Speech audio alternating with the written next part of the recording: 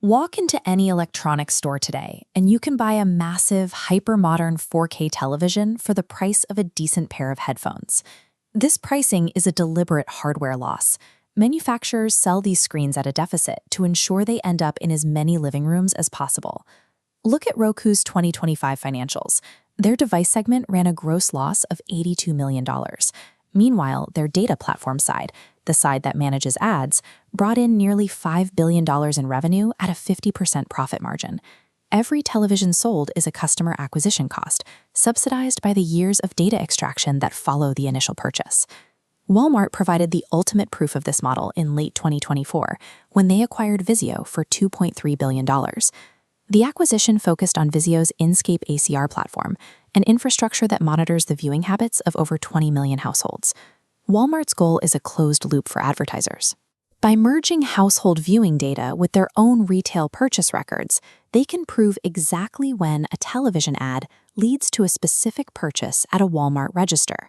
This level of advertising attribution requires a constant, highly invasive tracking mechanism running inside the screen. This surveillance is powered by automatic content recognition, or ACR.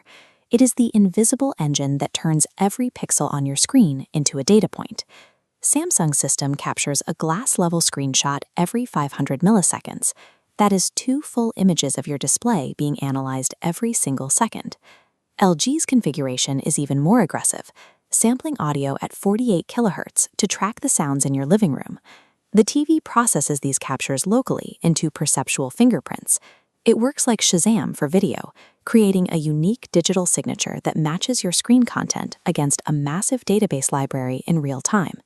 This tracking isn't limited to streaming apps. It monitors anything plugged into the HDMI port, including video games, laptops, and private work presentations. The system captures everything on the glass. It makes no distinction between a public broadcast and your private data. The next phase of this economy moves beyond what you are watching. It aims to identify exactly how you feel about it. Samsung's U.S. patent 8879854 details a plan to integrate facial tracking directly into the television's hardware. The patent uses the facial action coding system to decompose your expressions into 44 discrete muscle contractions, or action units.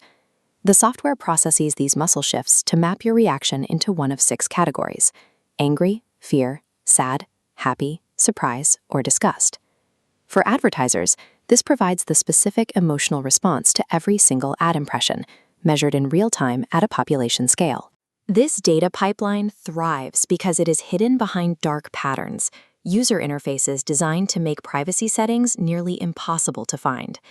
In December 2025, the Texas Attorney General sued 5 major manufacturers, targeting a connected TV ad market that had grown into a $33 billion industry.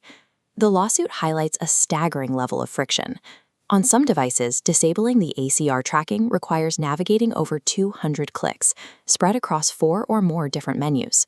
Samsung has already settled, agreeing to replace these hidden menus with clear, conspicuous consent screens for all users.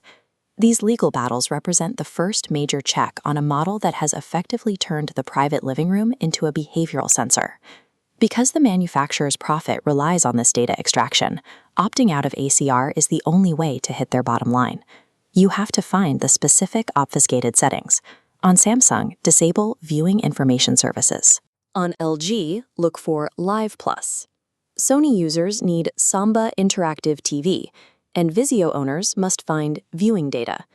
Even after you turn these off, you have to stay vigilant. Firmware updates often act as a consent reset, switching the tracking back on without any notification. The most effective solution is to disconnect the smart TV from the internet entirely and use a separate, dedicated streaming box for all your content. You already paid for the television hardware. You are not required to give them your privacy.